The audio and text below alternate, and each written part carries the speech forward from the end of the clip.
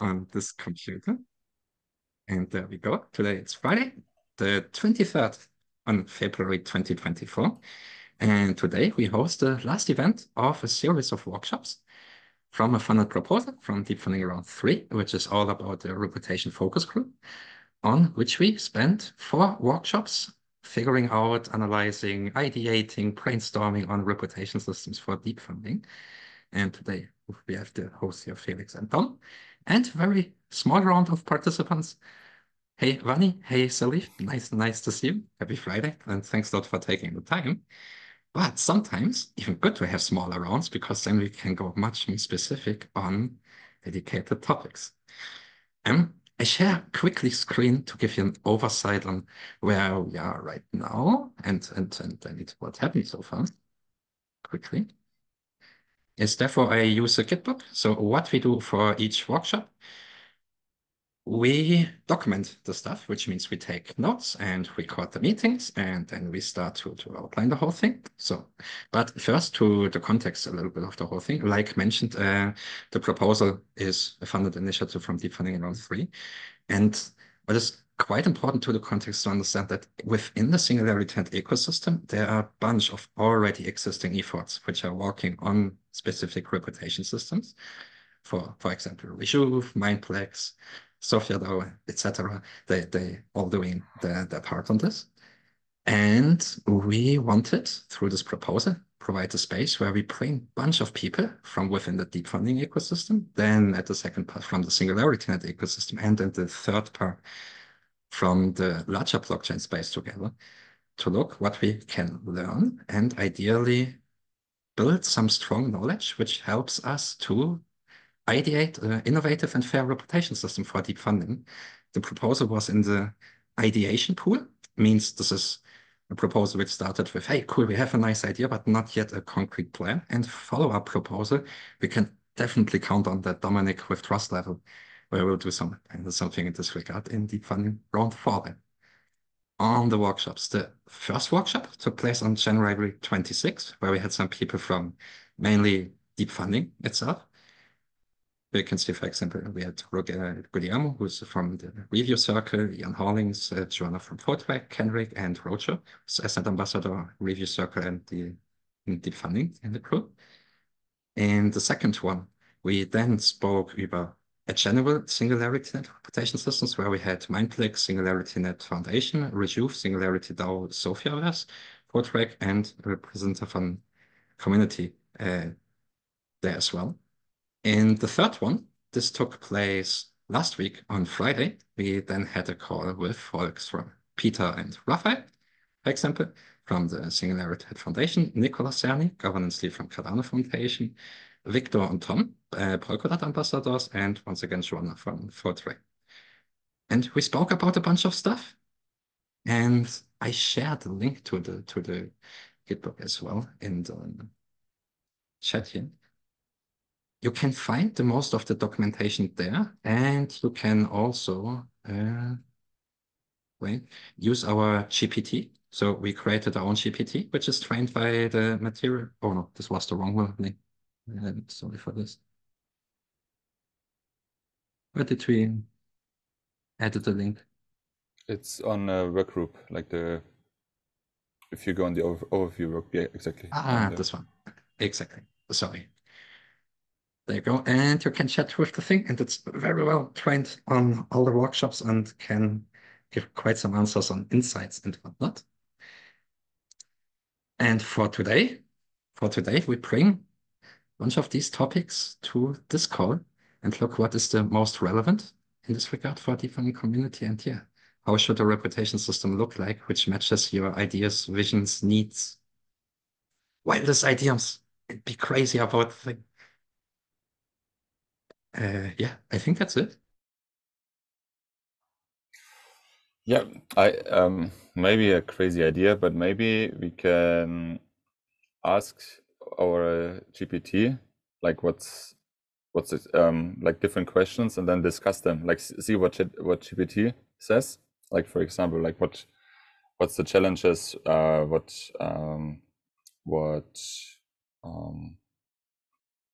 yeah, some what are requirements, what are different concepts, and see what AI says, and then see if we think we can agree, or maybe we need more perspectives on that. Just a Let's ask GPT spontaneous idea. if it thinks it's got a good reputation or not. Yeah. Oh, for example. I'm joking, sorry.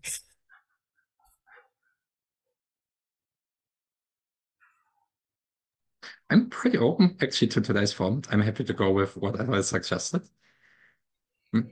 One thing I would love to mention is actually a little shitty because before we started to record, we started already to have a really good discussion with Fanny on the reputation. And one thing which really stuck to my head, and I would like to bring this back maybe a little bit more for a little attention, was with the reputational context actually in this regard.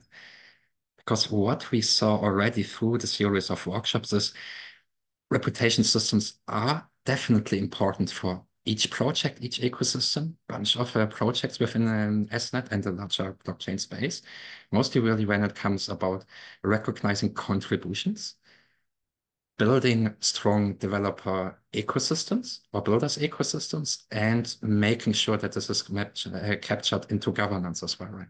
So to go into a more equal decision-making process, which reputation ideally enables and unlocks. And a lot of time in this regard, like it's a lot of community members wear a lot of hats in this regard, and they are usually engaged in multiple areas, multiple projects at the same time. So when we look on reputation, we said already, okay, interoperability of reputation should be quite important. But then it was mentioned today, and this was really something I really want to think about as well. And next is the context of the reputation, right? Say, in which regard do we have to protect reputation as well in this regard to make sure that it not transfers maybe into some sort of popularity or forcing social behaviors from individuals, actually. So that's not a system which then actually imposes certain behaviors and people have to react to them then simply like in, uh, not sure. But does this make sense?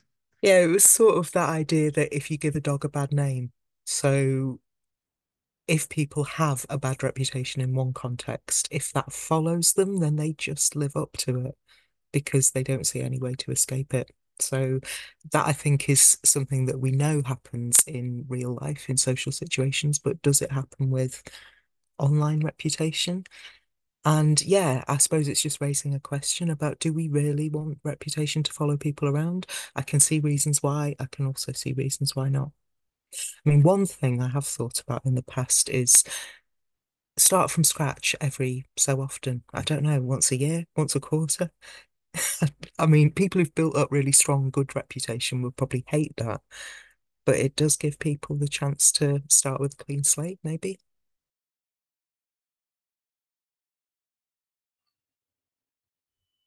Yeah, another way could be that your past actions, like the impact of past actions on your reputations, decreases over time, which means what you did, I don't know, half a year ago, has much less impact than what you did yesterday. So it gives, like, there's a few things that would come with it. First of all, you can change basically, and also it gives an, like, if you once had like a very good reputation and never did, and after that it didn't contribute anymore, but you still can live from, I don't know, what I did 2 years ago. It's probably not fair for those who were very active since then. So I think there, yeah, that could be a way to deal with that. So in this regard into context, it's not only the environment, it's also the time, right? Yeah, yeah. Hmm. I think this makes sense. I have our own personal experience right now actually with the Singularity and Ambassadors program, because as I don't let's say contribute in the way we set it up with the contribution system, and now with the new setup, let's say I'm not anymore in the core contributors group. However, I was the initial member of building up the whole thing, right? And I actually really liked this and said, oh, cool, yeah. So okay, to catch up with the new system, I have to restart from zero as well. And whatever I did before, this is actually a reputation. It's not classified data. It's not there. It's simply you can say, hey, I was there since the beginning. I know what the stuff is about, right? But it's not contextualized in this regard. So it's like a free asset, but it's not accepted by the parameters, let's say, in this regard of the reputation system, which invites people into the contribution, core contributors, let's say, in this regard, for example. And being excluded doesn't feel fair at all because the parameters make sense in this regard. And I actually like it as well, and as an own experience to know my reputation is not forever. So the reputation system itself adapts and evolves over the time. Each time it adapts over the time, it sets new parameters.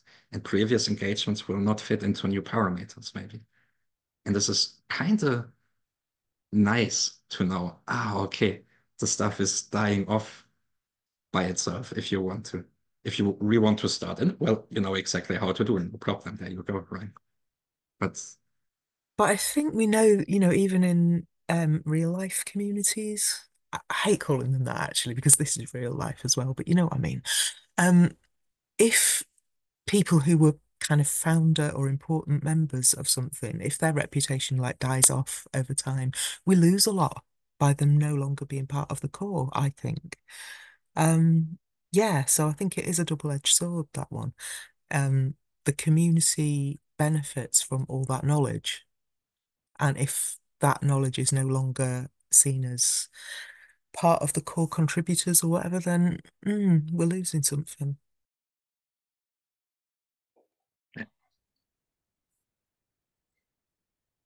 I'm not fully agree on this actually, because I think when you say we lose something, like we don't lose the person, we lose the experience, the knowledge and the expertise which this person accumulated, right? And when somebody steps out, I think we always have this challenge of how do we conserve the information, the knowledge, the experience which leaves off, so that it ideally is decoupled from the individual. We don't have to be worried about individuals leaving because we're able to, or they should do everything possible to, let's say, uh, What, like extract their knowledge knowledge and make. transfer? Yeah, Yeah. Yeah. yeah. So I think this is more to the contributor itself, not so much to the system, maybe, no? I don't know, but I do think there's more to what a person brings than their knowledge and their expertise. I think sometimes there are things that you can't replicate. We're all, we all bring our own unique thing. I don't know. Hmm. Maybe it's even good that we can't capture everything. So it's still so it's still good that we're human beings and our has a value that we're human beings and our advantage over bots and stuff that's avatars that are coming up.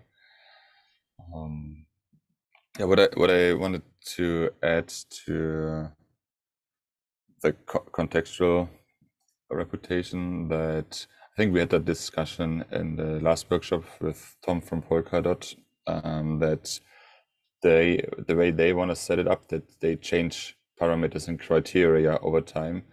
Not, and the main reason for that is that if it's not dynamic, then it's easy to game because you can adjust to the parameters and then just play a game to get higher reputation instead of behaving normal, and so that you can't that it puts it a bit how to say of the radar, like that you think, oh, this I have to do this in order to get that, so that it's more if it's prominent all the time, I think communities would lose their natural dynamic, which is not what we want to achieve with reputation. So So you mean it's like making it less transactional, so it's not like you do this, you get this reputation, and there's always that equation. yeah, I Yeah, guess at the end it needs to be, you need to find the right balance, and I think it's a very tricky part. So, but yeah, it's and from Tom, from counters, I think what Dom, what you mentioned as well, I think I really like this as well to say it has to be a non-static system. It has to always evolve, always change, right? If not, yeah, if not, wouldn't work. Mm. And what I also really like, or like, I think we touched on that in the first workshop. There is a paper, I think or like a research paper, I think it was published 10 years ago, and it explored reputation in a way that it's not connected just to your individual action, but to your peer group that you are interacting with, and also like to the group, the people that you bring in the system. And in theory, that model seems to work quite well, that you not only impact your own reputation, but that your actions have affects people around you, and the other way around, that how people behave or people act or contribute kind of goes back to you. I think that there come other challenges with that as well, but it at least in that paper it says that the reputation output, or the level of whatever you get as an output seems to be more accurate, and the incentive to contribute in a or to bring value to the community seems to be higher than if it just affects your own reputation. I think it's also a very interesting observation. Yeah, I mean, do you think that potentially groups have reputations with, towards each other?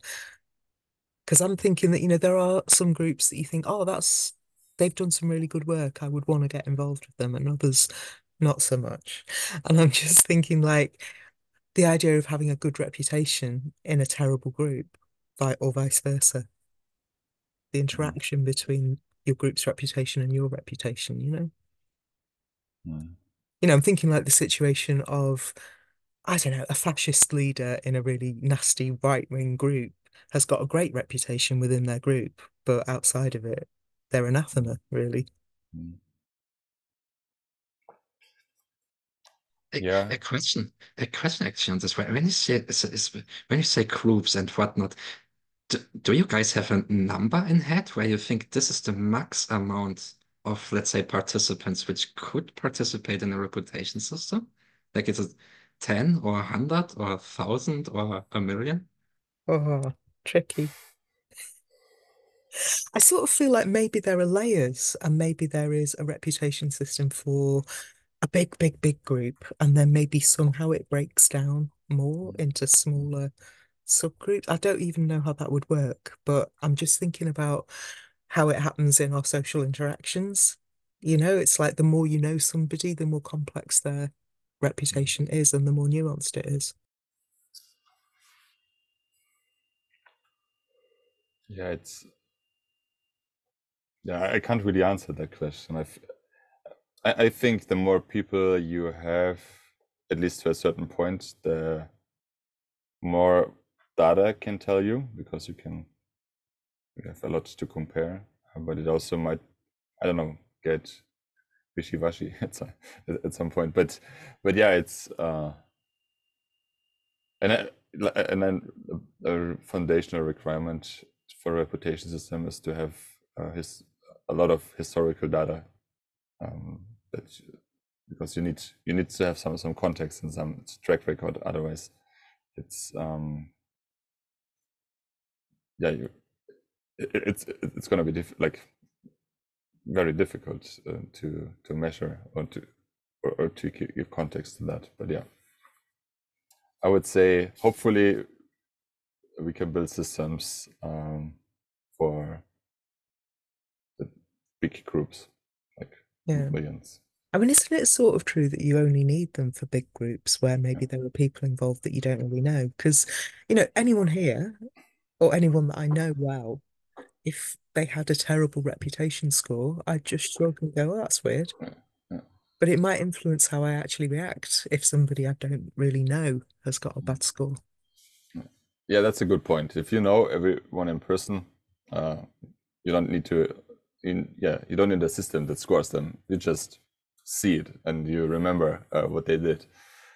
But yeah, especially like in a virtual and decentralized environment, it's reputation can be a trust building, like a shortcut to build trust among each other. Because also the only real need why we actually want to measure or capture reputation is we want to have it implemented in governance, right? So we need some kind of asset, some kind of data.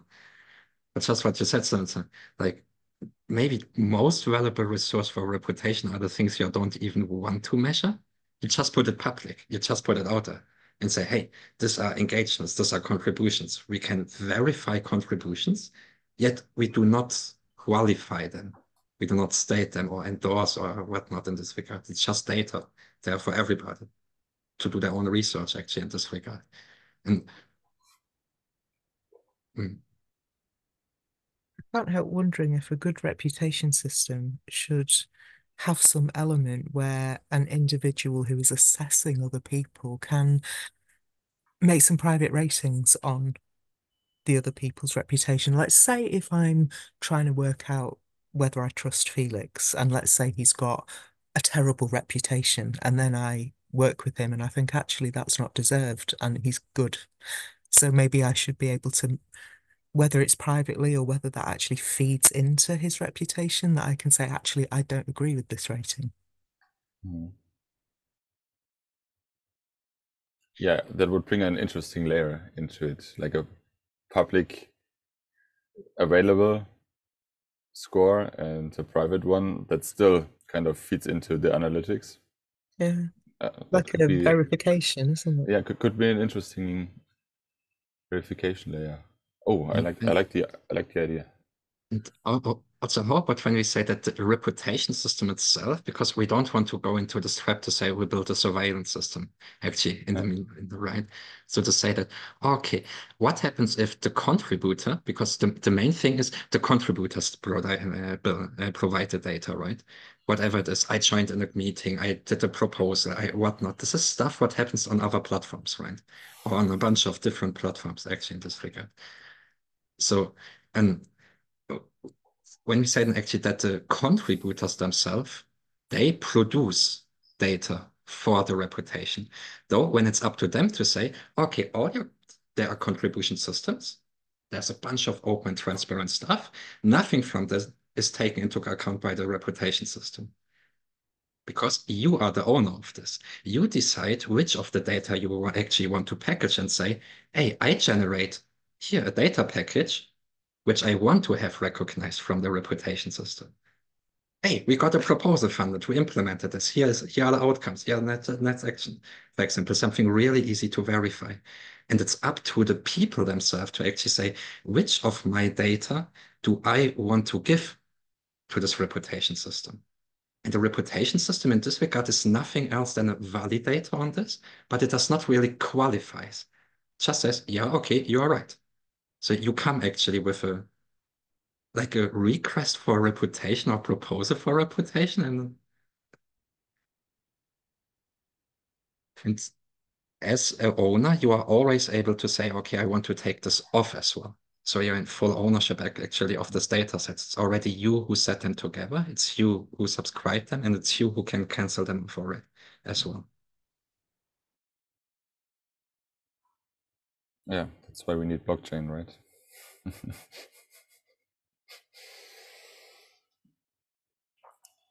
Yeah, I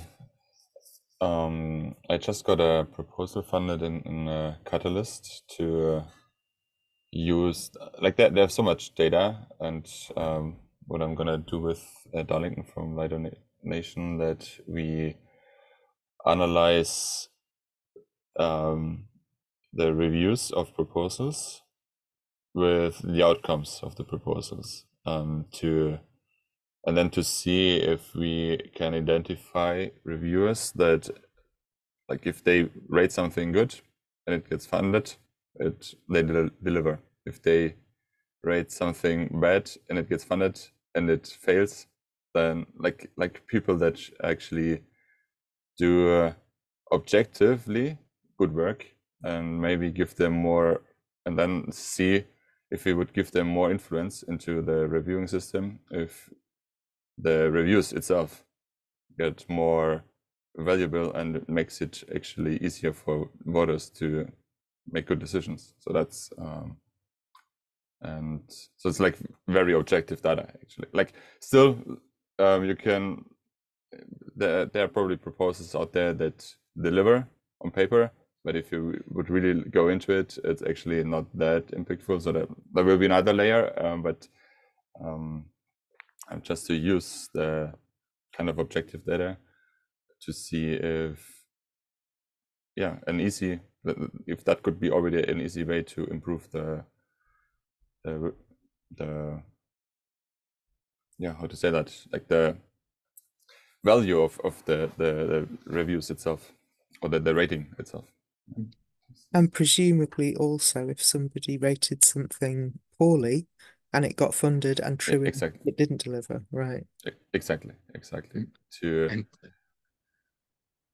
and it's quite cool to run this on Catalyst because you have a really nice data set from since Fund 1. So this is actually something really cool, right? That you can do really hands-on in database. And in this regard, you don't have to build so much theories. And I think and this can be something really interesting then as well when you start, especially because you're in Catalyst and DeepFunding, right? When you look then, okay, which insights from there can be fed into our like, oh, this is cool stuff though. I'm happy that you got this one funded. I just had a conversation with Chris, and because they're sitting on so much really rich data, but they don't have really capacity to really look into it in a way that, okay, what value can we get out of that it's maybe a bit more hidden, but it's there, and like all these like patterns, and so yeah, it's going to be a nice experiment. I think what might be missing there, though, is how do we determine whether a proposal has been successful and achieved its aims? I mean, yeah, if it completes, that's something in its favor. But I so often see a proposal going, oh, we're going to do this, we're going to do that, we're going to change the world, we're going to, and what they actually deliver is not really what they said they were going to deliver. So, yeah, that's so we would actually need another layer, and well, the way you could enrich the existing data is that you take a set of proposals, and like that it's never completely objective because people judge the same thing differently, but if you have a kind of a circle that judges the outcome, and so you would lay a second, that would give a second layer to just the outcome itself, like yeah, I completed or I didn't complete. So that would be just for testing purposes. That would also already give a better, I hope so at least, or I suppose a better score at the end. But yeah, a good reputation system is gonna have many layers. I don't think it's possible to do it without that. You need a lot of context, and then you need context for context, kind of. Maybe we can try to identify some of the, I really like the layers idea. Actually, just we're going to say each layer is in different context, actually. Each different context has a different set of parameters. And maybe this we can figure out already through, or also after today's workshop, to go through all the material and see already, okay, does it work? Actually, in this regard, like just identifying some layers in this regard. Already look that if the layers make sense, because also in this regard, there are also some purely technical layers, right? Where you can say, okay, pretty much everybody holds ATRX, for example, in this regard. and to make some very, very simple parameters which don't imply any behavior, let's say, in this regard, right?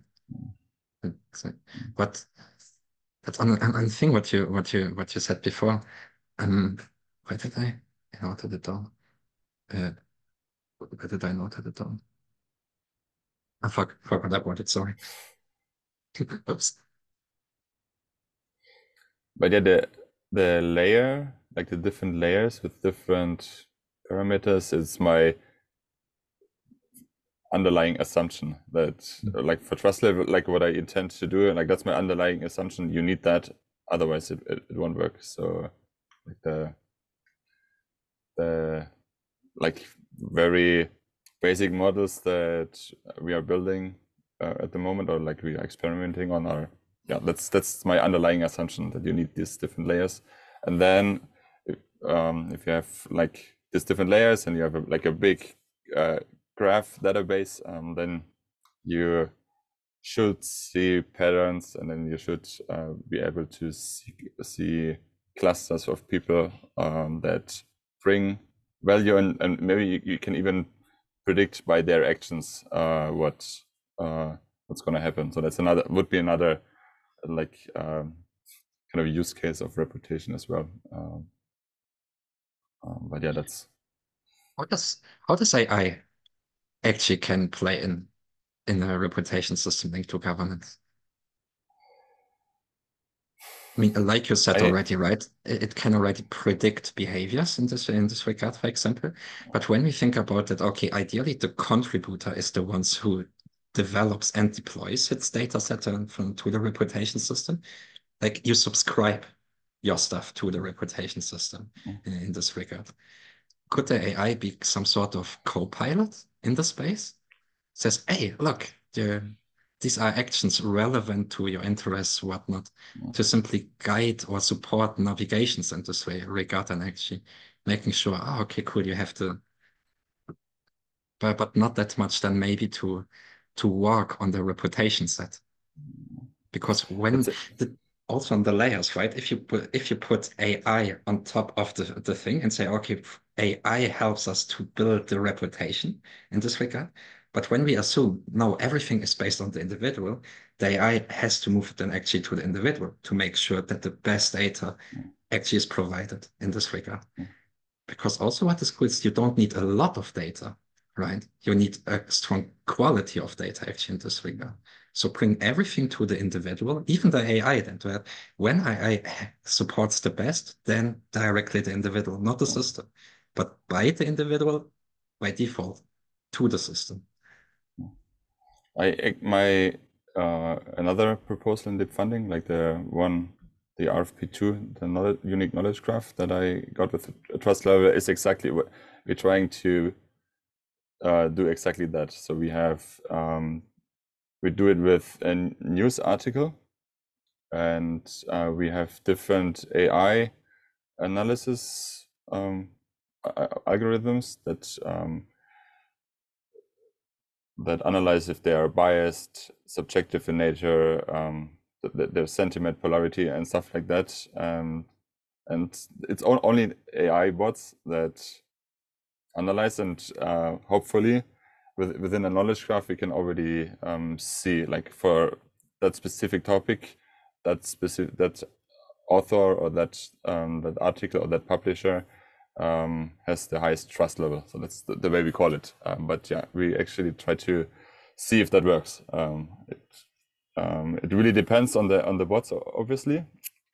So we are at the moment we have 5 milestones, 2 are delivered, and the third and the fourth are kind of connected to each other. And we are at the moment trying to optimize the bots so that they deliver more accurate trust level for each article, and therefore for each author, and see if that brings some good insights into the data sets that we are using. So yeah, can be another layer. And basically what I want to do with the bots afterwards is, I don't want to call them like fake news or truth detector, because that's difficult, but if they, I want to have them good enough that they would sort out bullshit, like everything that's kind of not worth for an individual to analyze or to validate, so they just sort it out. That would also could make a reputation system more efficient. If there's more use for that, maybe yes, but that's kind of the minimum that I hope that I can that these bots actually can support the system.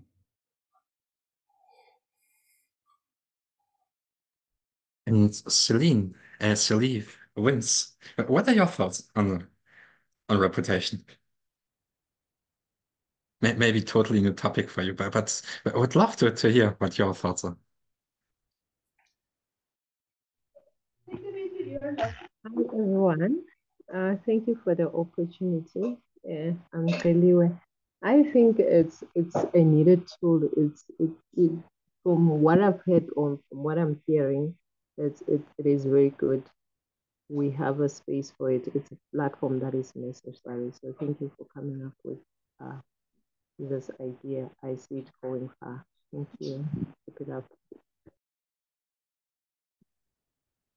Sincerely.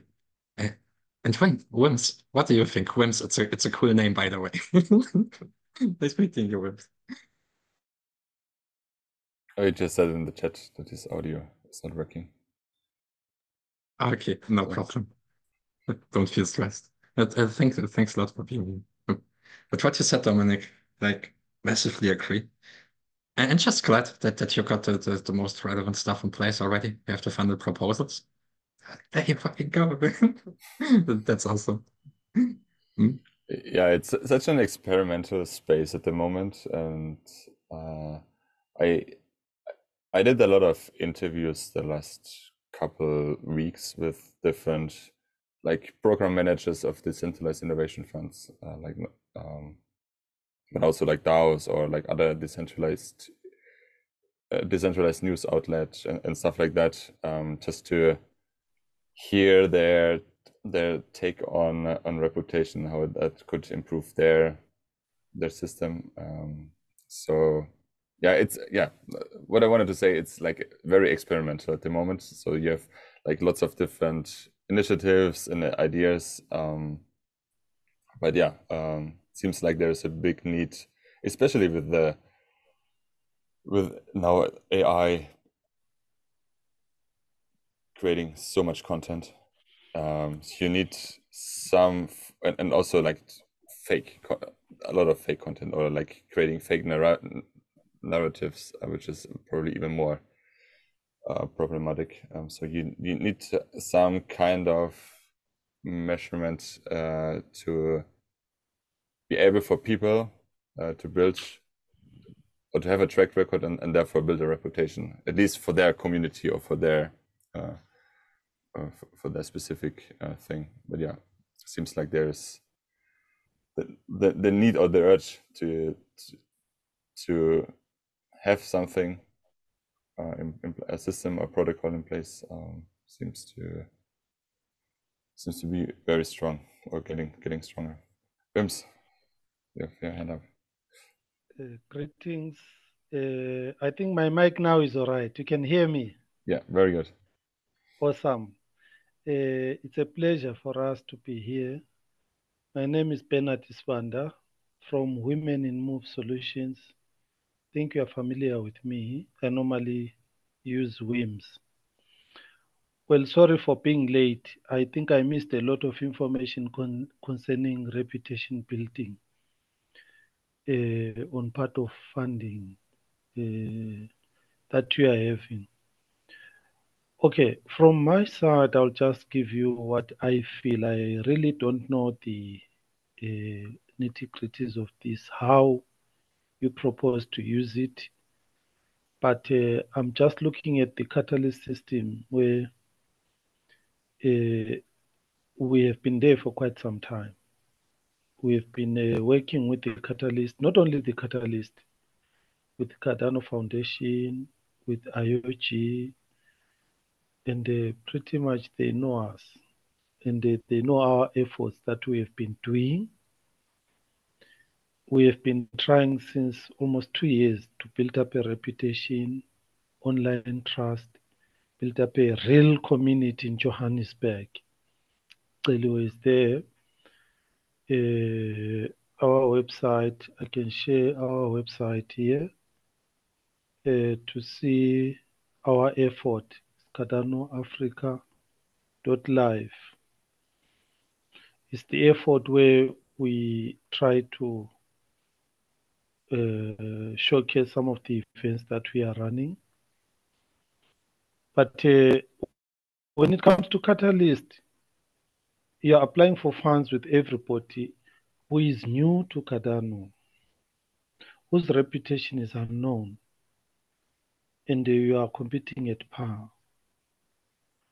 And quite often, it leads to unpredictable results for the very fact that winning competitor who came yesterday, we don't know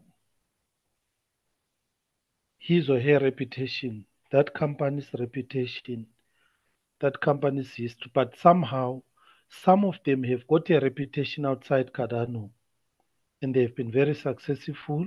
They've built communities.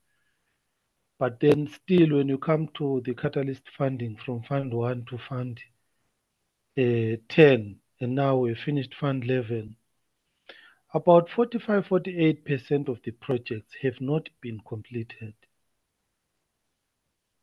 So why? That's a very big question that could take a long time. But I think part of it is there is no reputation barometer attached to this whole process. You are funding somebody you don't know and who has not even proved anything within the ecosystem of Cardano. So that could be one reason, that could be the contributing factor, one of the contributing factors. So there's another thing where we have had some communities being run, the town halls being run for almost more than a year by certain companies. And if, let's say, an entity, a company, or a community runs a town hall for more than a year using their own funds and resources, I think it's enough reputation to assist that entity or community to move forward, even expand. This doesn't exist. So that is why when it's not my first time hearing about this reputation. It was introduced to me by WADA in one of the WADA meetings. And then we in Johannesburg, then we said, okay, they said one of the differences with Singularity Net to what is currently happening with Catalyst in Cardano, it's sort of, there is recognition for your effort through reputation system. So I didn't know the nitty-gritties about it. So maybe I don't want you to repeat what you have done before, but that is what my understanding, my take currently is concerning this. What I would personally like to do, what I have done in Johannesburg, is I can give you an example of Celiwe Ngwenya, this lady. Right, this lady joined WIMS in 2018, and she was brought into our community by the University of Unisa because she was the first and only lady researching on blockchain during that time.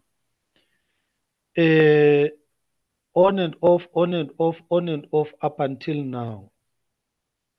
I have got a high reputation for her. Number one, she has always consistently been available.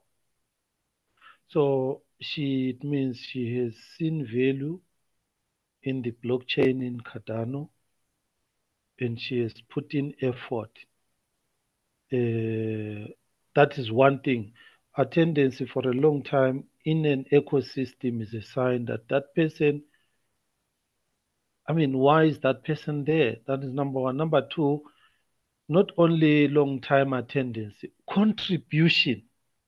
For example, this lady lives in another country, but she travels from another country to Johannesburg and comes there to run a summit or an event, like last year in the 2023 summit.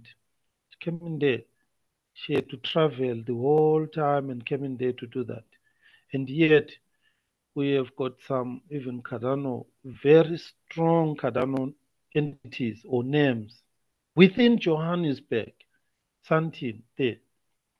They won't attend. They won't value. They won't even assist us build a community. They won't. But when it comes to the catalyst, it's a gamble. Who gets funded, who doesn't get funded.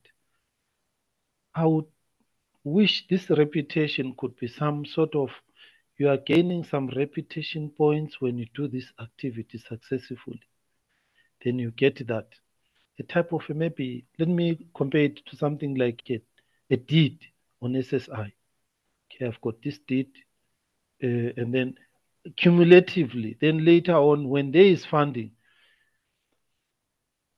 then you consider these ones with certain quantitative deeds that are provable, and attach it there. Maybe you get something small in the beginning. They look at you, how do you use that small little fund that you got? Then if you're efficient and effective, then it can increase, because the whole aim of a grant or a fund is the expansion of the ecosystem. It is not a gamble with funds. That is how, from my perspective, if I have missed anything, you can correct me. If I missed something, you can correct me. If you've got something more, I'll really welcome questions or contributions. That is what I can say. Thank you. Thank you, Wims. Especially because you have a bunch of experience directly related to the topic, right?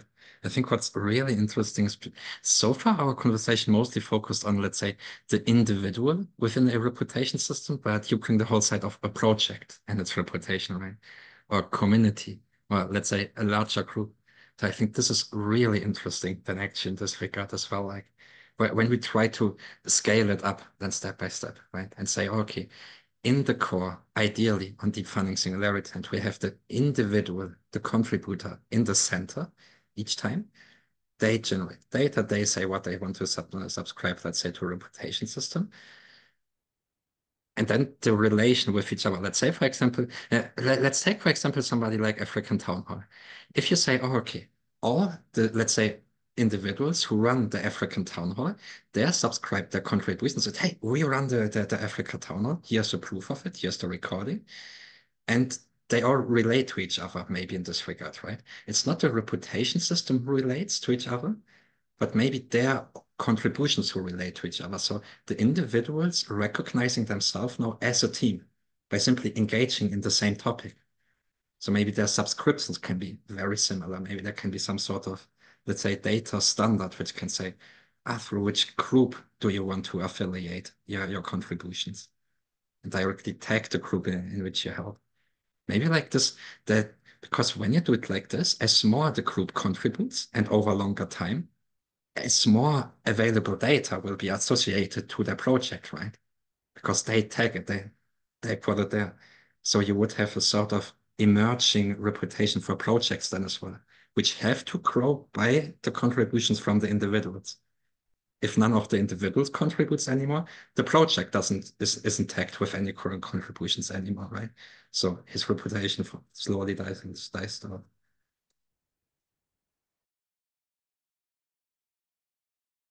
Yes, precisely. I really agree. I think we have common experiences, definitely.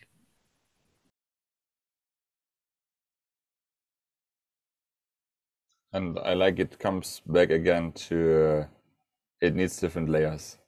So you need to capture completely different things, because that's the only way you get context, and then reputation can make sense. But without context, through different layers, yeah, that's a reputation score might not say much. So yeah, thanks for sharing that, Wims. Especially also another point what is really interesting there. If you have projects who propose, sometimes you see this insane thing that was mentioned before. What happened if a project get funded and delivers? Or if get funded and doesn't delivers, but also what happens if a project doesn't get funded and still delivers? Mm. Like this is a fucking strong metric, right? Because now you can say, oh, okay, they just are totally out of the box, right? So this is something where you can say, wait, this is pure commitment. Very strong data actually in this regard, right? Yeah, it would be. Yeah, I think the challenging thing is to capture things that happen outside the system. But it would bring a lot of value into a system if that's somehow able, or at least there is a way to translate that afterwards. For example, maybe someone doesn't get funded, but can prove they still did it. Maybe you can add that at some in a way into the system as well. Even though it would also be you probably can game that quite easily as well. But interesting point here as well. You can't game it that easily because if you say, oh, okay, let's say you usually as a system you have this kind of reports, and I think reports are cool after all. It's something really important, right? It generates some data to say, oh, okay, here are the links, this is what happened or overall. And to say, like, for example, we do reports in DeepFunding or Catalyst. When we use just the same structure and say, oh, okay, you didn't got funded, still delivered, here, the report form is open, subscribe, the reviewers check it anyway. And if you did so you can use already existing resources actually for this. They do the check, go through the evidence of the stuff, and you say, hey, we operated Africa Town Hall for 1 year without funds. Well, very easy. Show the proposal of the last time you got funded, put a record to each YouTube link since then, which happened online, give a link to the Telegram group where you can see, oh yeah, people are engaging there. And that's it, right? Very simple, actually. I just feel a little apprehensive about the idea of having it as an element of reputation that you deliver something that you weren't funded for. I think it's amazing if people do it, but it shouldn't be happening. Do you know what I mean? People shouldn't have to do that. And obviously not everyone's in a position to, so I'd really hate it to be like you gain more reputation and more clout for doing it than you do for not doing it. The other thing I was going to say is I'm just wondering, Bernard, what do you see as the elements of the reputation for an organization or for a project? I mean, I suppose I'm thinking here about the fact that a project can have an idea of what it's going to do and it can fail. And by failing, it learns something and that learning is fed into the system. And I think that's a win.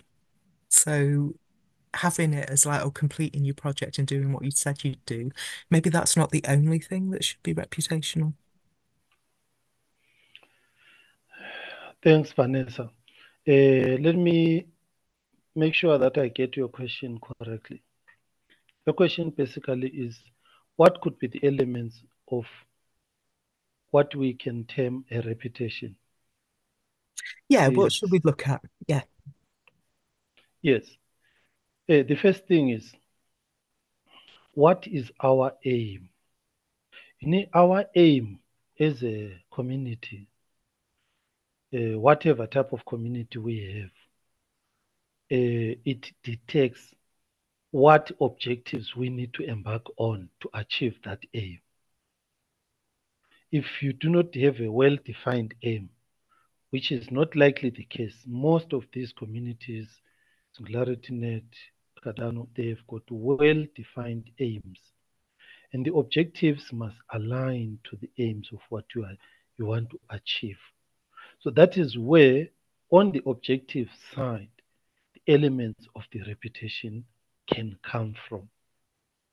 They cannot come outside the objectives, because if they do so, then they are not part and parcel going to contribute anything to achieving the aim. Basically, all communities have got broadly one aim: growth. And growth, what does it mean? It means, number one, adopting or getting new people. Not only that is good. Getting new people, onboarding new, expanding by numbers is not only important. The second one is retaining those that you got. If you combine these two, retention of those that you have got, growing them with the skills that you have, and then secondly, then expanding by getting new people coming in, you are going to have what I call effective growth and long-term results. Let's reflect on the catalyst from Fund 1 to Fund 11. Sorry, I'll refer to it because it's the only first blockchain type of treasurer grants I know of. Dash started this thing of the treasurer, but I don't know if they are similar project like Catalyst. This one is now a sort of what we can look at and say what it should not be.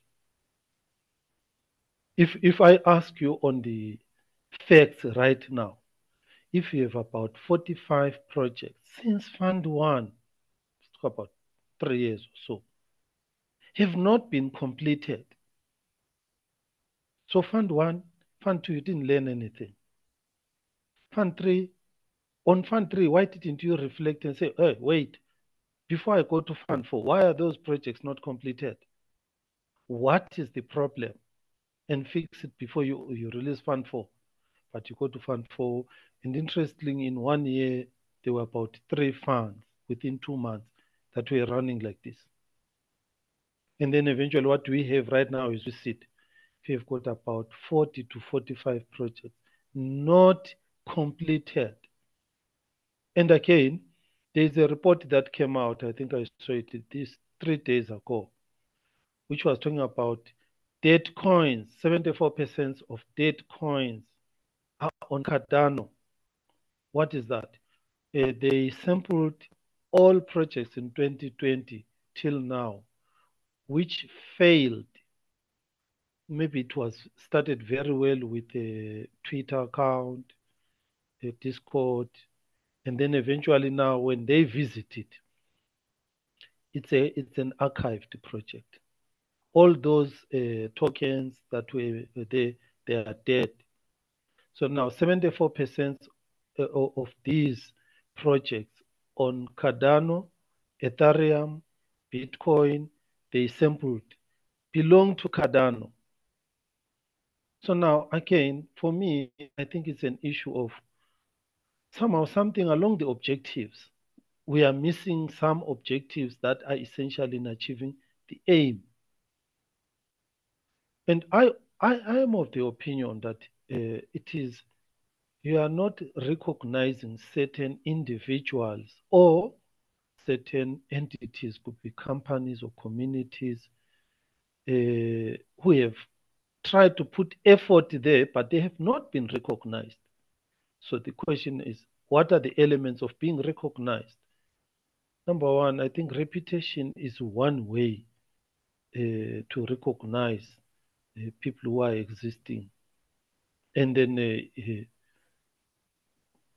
that is a very difficult question to say. What are the real elements of that? I can only say the elements are nothing but those activities that promote the objectives and the objectives that help us achieve the aim of the community. Anything else, it is not aligned to the aims. It is not part of the objectives. We pursue it for 10, 15 years, we are not going to achieve anything. But if we pursue those activities repeatedly, like right now, okay, we went into Fund 10. in Fontaine, what was very interesting is, all right, you have got almost 50% of 45 million or 45 million ADA, approximately, I think 4 million went to the catalyst. 50%, it went to two companies, basically. Then to me, it was, okay, then these two companies are Cardano. Not in a negative sense, but in the fact that, okay, you have got the whole world and we are saying you're decentralized.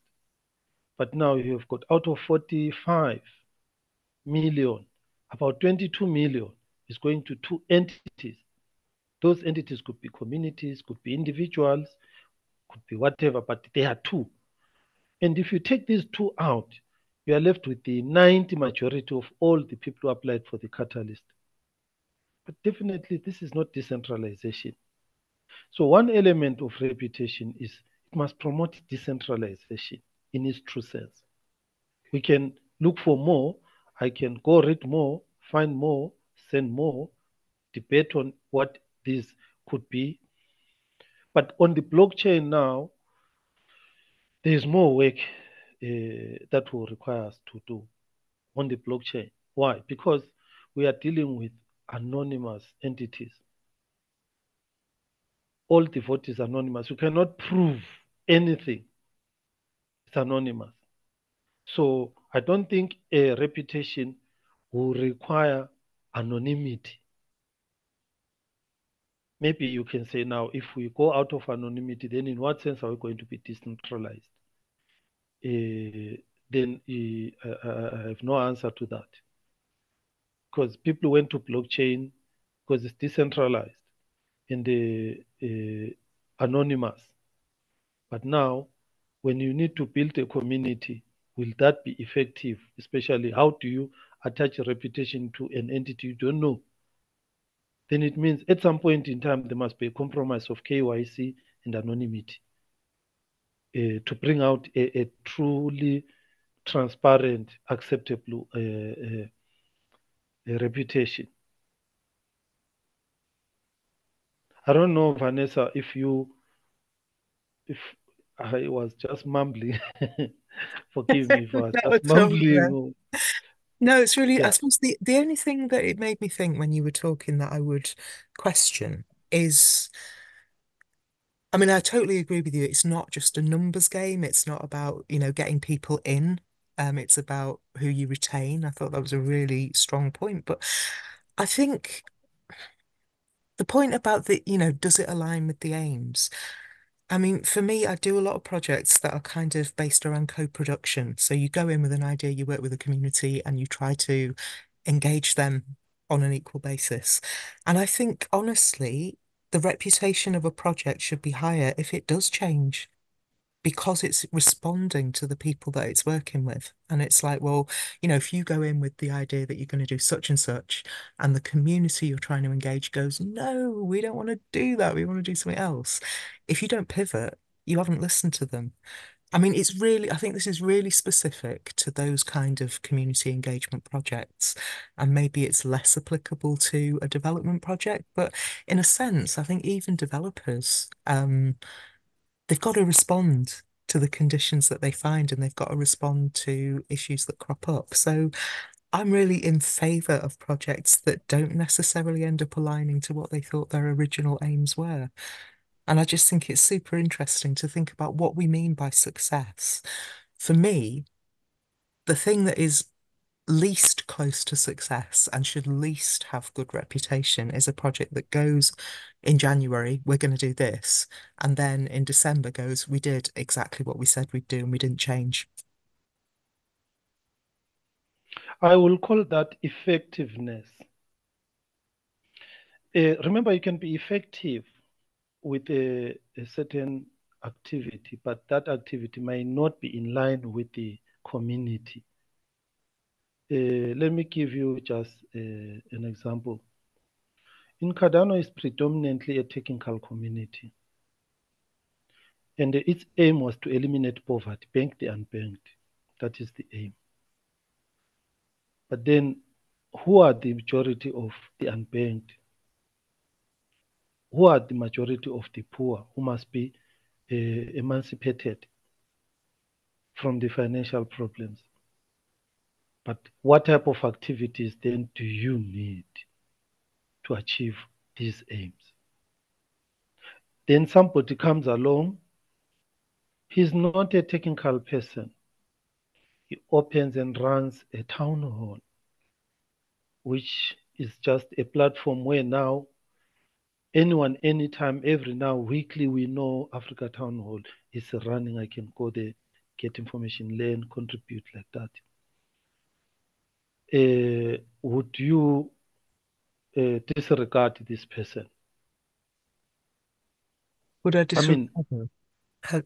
this effort is in line with the growth of the community, even if it is not on the developer side. Like Oh, I know on the no, Qatar side, totally. technically is a lot.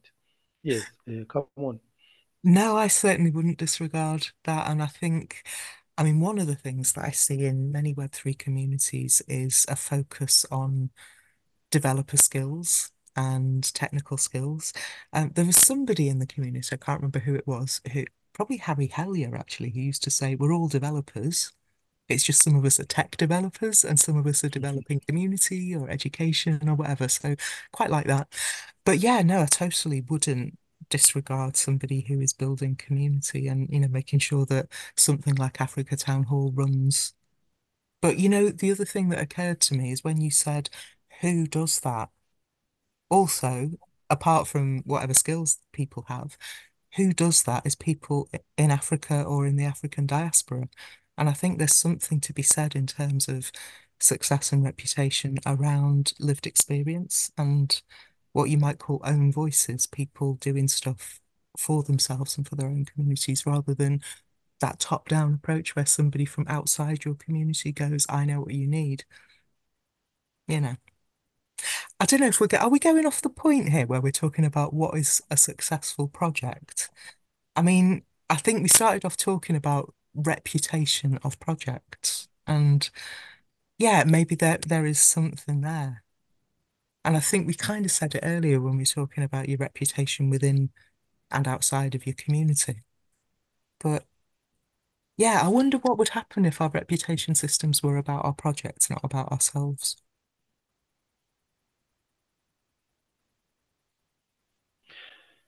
Do we separate the individuals who contributed to the success of the projects and the projects?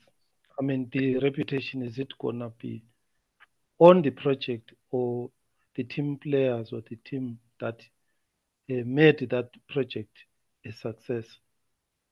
I mean, that could be something we can diagnose and look at deeply to say, when we say reputation, it is the reputation of individuals. That could be one way, plus the reputation of the team to the reputation of the projects, because also the projects on their own, as an entity, be it developer projects, marketing projects, onboarding projects, educational projects, they can carry a reputation. Why? For repeat funding or for replication on other different community members. Yeah, because what this is making me think then is that what you as an individual do or don't do has an impact on the reputation of the rest of your team. Ooh, that's like that feels a bit Could daunting. what could be Chris to say? Because this is really interesting. How to bridge one individual to a group of individuals, because the group of the individuals reflects the project, right? I think from own experience, what I definitely can say, some projects they created their mission and vision years ago, like for example, Gimmer Labs or WADA, and the mission vision didn't change at all. It's still the very same, right? Though the people changed a lot. They experienced the Correct. whole thing in this ecosystem, and they still do exactly the same, but fundamentally different, maybe, through things nobody could have imagined in the beginning, right?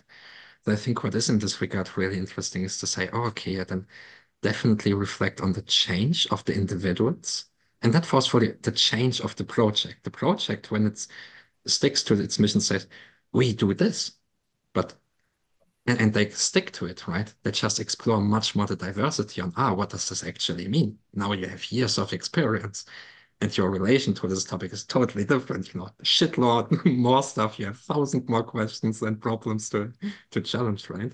To say in this regard, and once again, when we bring everything to the individual, you can say, okay, then there is kind of a reputation score, let's say between 1 and 10 or whatnot. And now you have a group. So a bunch of the actions are tagged to a specific group.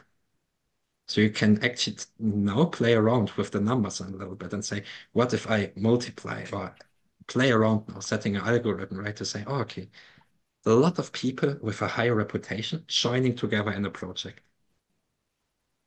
What does this mean then actually, right? How does the project itself is a reflection now of the individuals in this regard? And he never sets a own reputation score. It's much more just a meta set of the individual, let's say, reputation scores coming together each time in a project. And what about a new person with kind of no reputation? They're just arrived in the ecosystem and they somehow get involved in a very high reputation project. Do they automatically end up with a very strong reputation without really having done anything yet?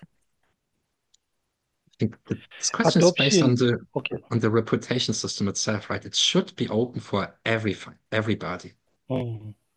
Who is doing what doesn't it's not a reputation system deciding it. It's more like, I think in this regard.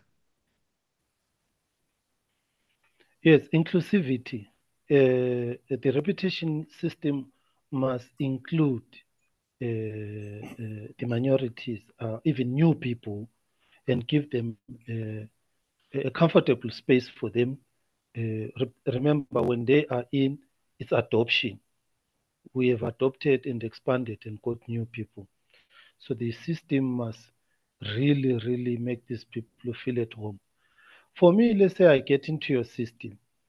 The first thing that I look into, how many old members did you retain? So if I get into any company that employs me to work, I always check first, what is the turnover? What is the rate of turnover of the staff? So this company has no, what we call it, retention strategy. So it's only focused on achieving goals at the expense of how those goals are achieved. Do the means justify the end? I like that example of Kimberlabs.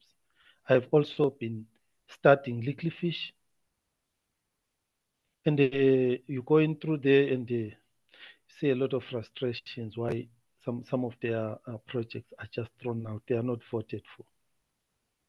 So I would say a reputation system must be inclusive. New people must feel at home. Actually, if new people, even if the system is very hard, but they realize that these are the targets. The longer I stay, I contribute, I grow the system along these objectives to achieve this aim, then they will stay. Then you achieve the retention strategy. If all these elements, they work together, take out reputation. It's a chaotic system of, okay, we want to see this build is working. Okay, it's great. But then there is no market because there is the reputation for promoters or there is not recognized. And they feel like when we are here, well, we are nothing. So that is why I think these things are interconnected. Otherwise, okay, the other thing that is very important, which I do agree, numbers don't mean it's the best system, it's the best community. We can have a community with million followers around here, but eventually that could be a short term. Then within 2-3 years or 5 years or so, it vanishes. It doesn't even live as a legacy of a technology in the world. So long term is very important. Value given to the community that will last over a long term, and members they change their way of life and adopt it for a long term, and they can't do without it again, then I think whatever reputation system is in place that brings about long-term goals, it is good. And those elements that make that reputation system do that, they are very effective.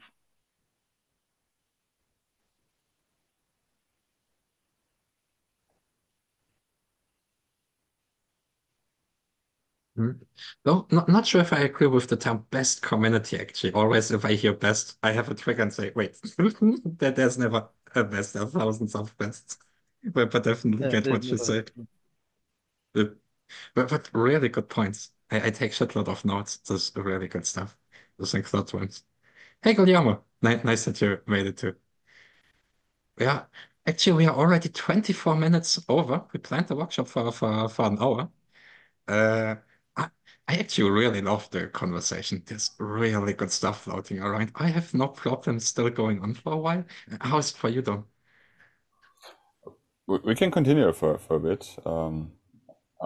I did plan to leave the office in a bit, but I'm actually enjoying that Felix and I don't talk much, at least for the last half an hour, and just listen to others, because we have talked already so much about it, and I love to hear different perspectives and different inputs, because it just gives it. Yeah, that's one of the reasons why we wanted to do an open workshop with no schedule agenda, just to hear different people's take on reputation and their experience and their expectations or worries.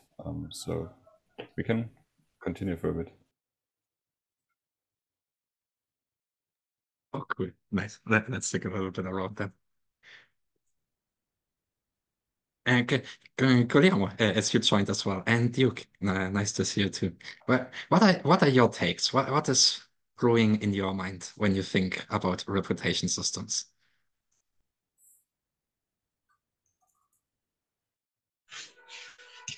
Hi, Felix.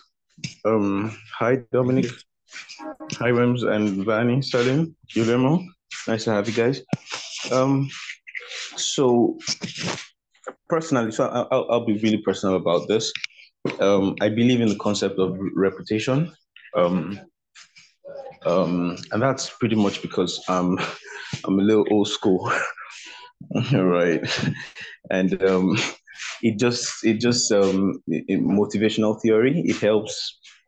It keeps the motivation going, right? It helps people understand order. And my background, I went to military school.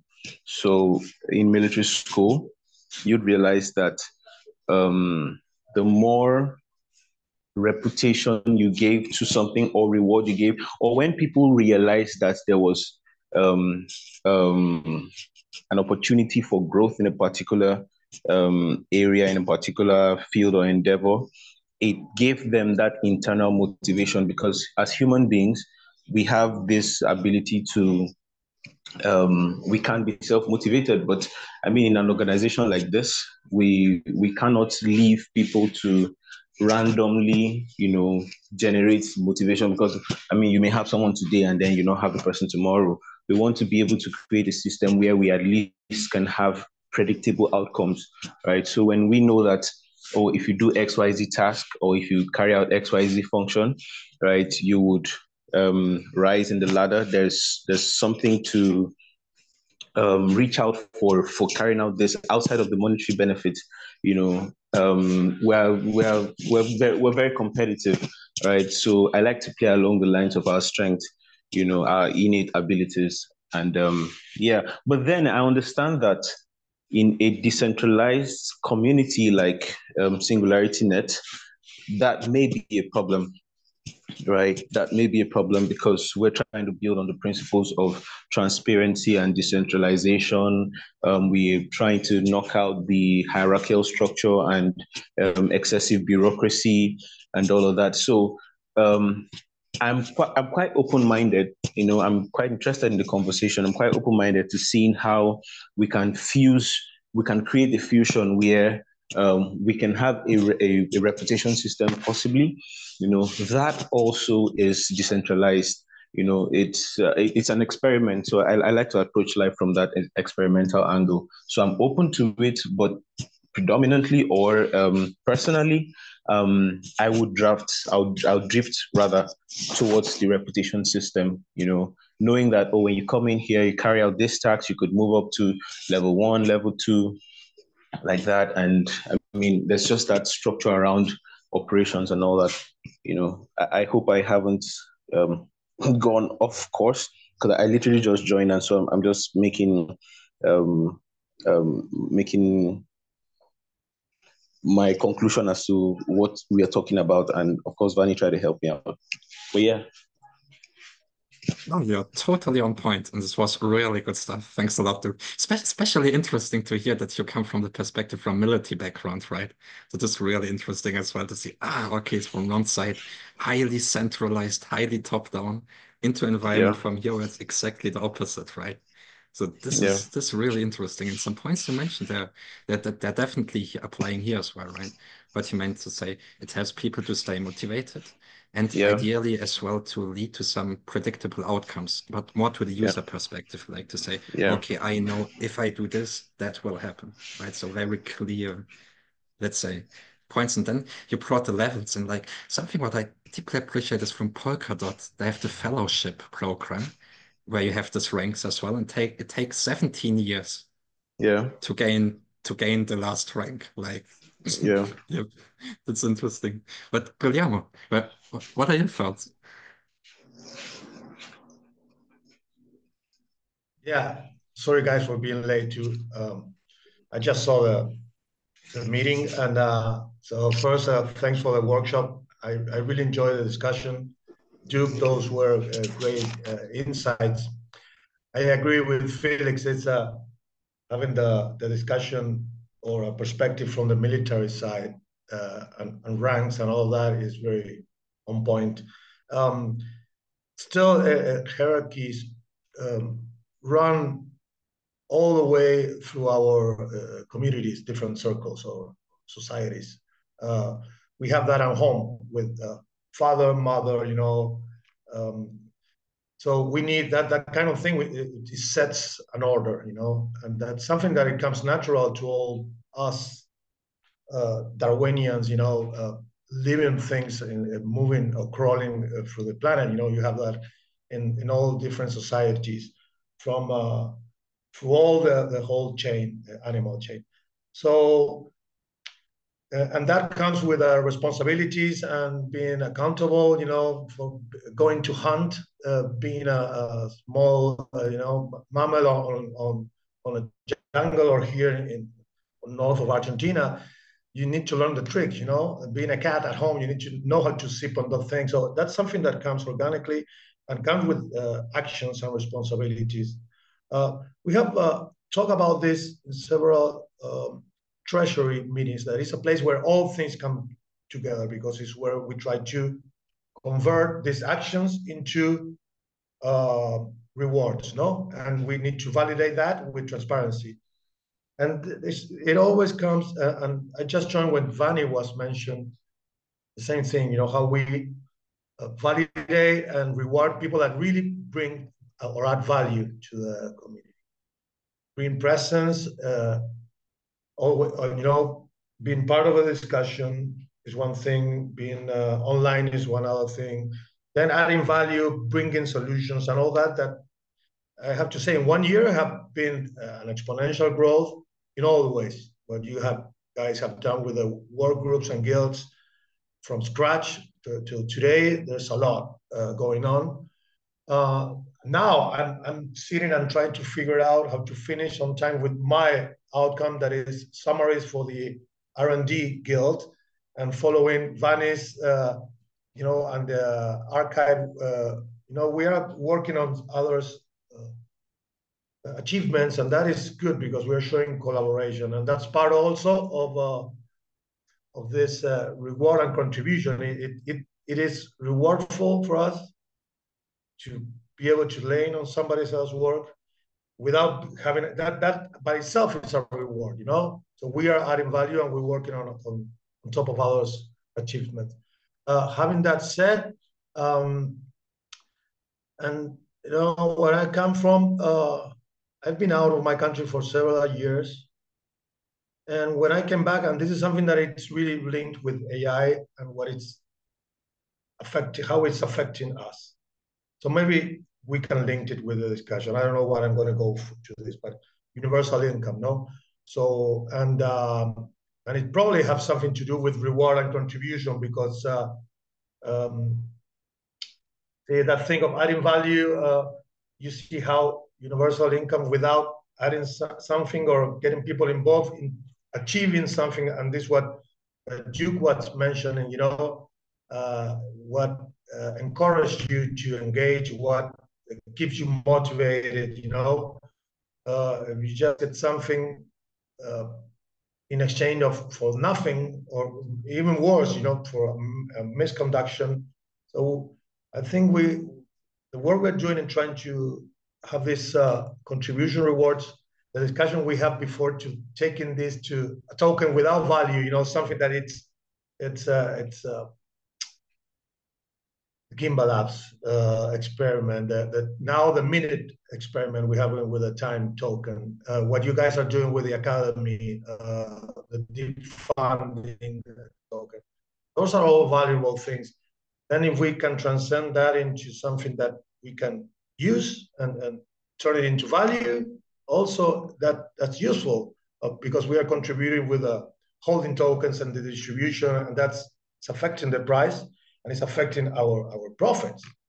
You guys are seeing what is happening with our community in terms of token value, and a lot of us are contributing to that by creating this engagement one way or the other. So there's a thin line on dispersing because we create engagement and we create all these wallets, but at the same time, that strategy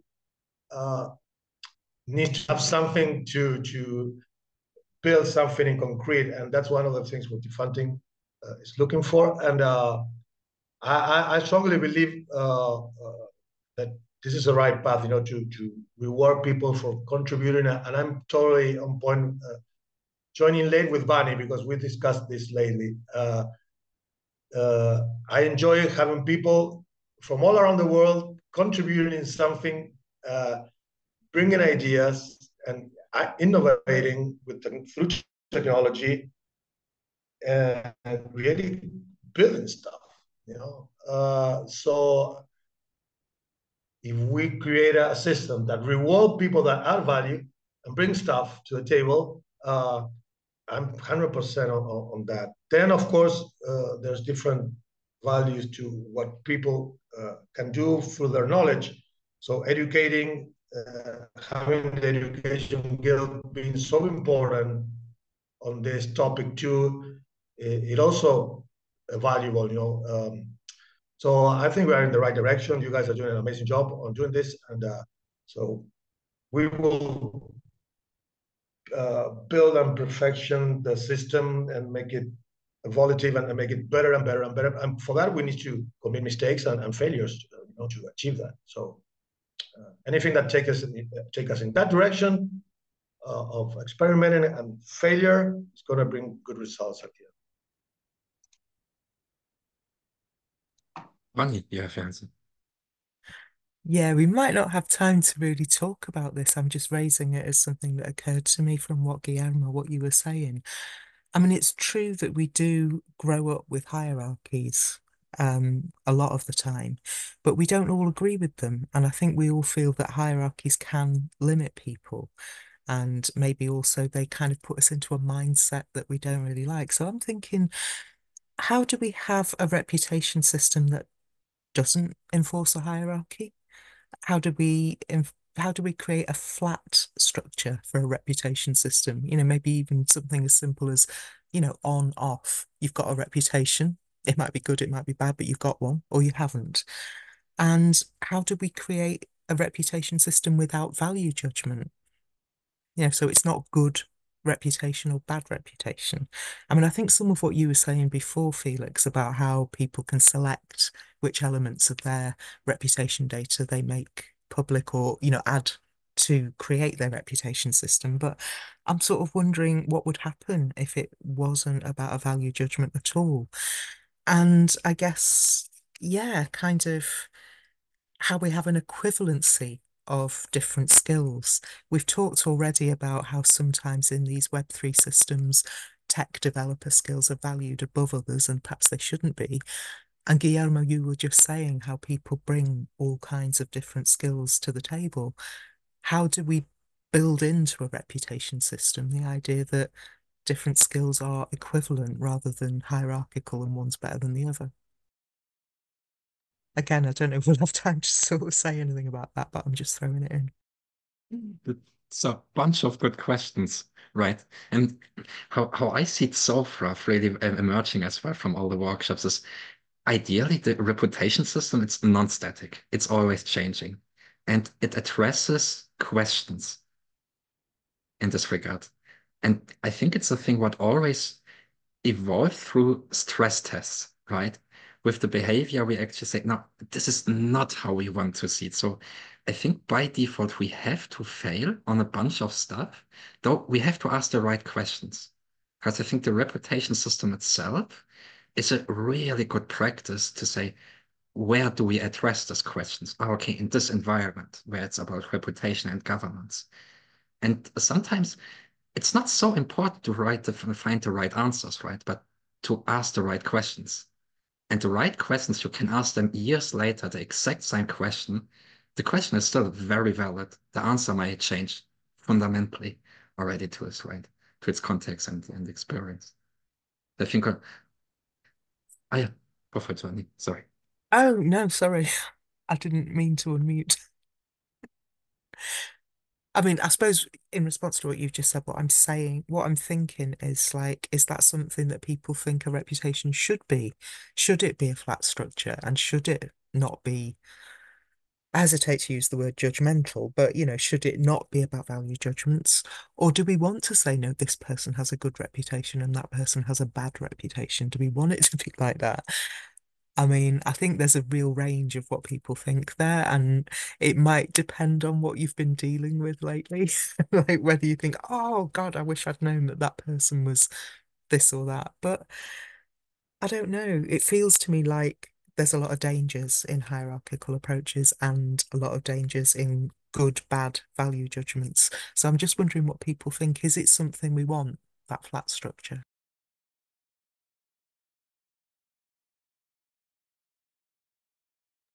You have your hands up, buddy. Okay, so I just wanted to add an angle to what Bunny's saying. So for me, if I was going to approach the question, I wouldn't approach it from the angle of should it be a flat structure? I would approach it first from can it be a flat structure?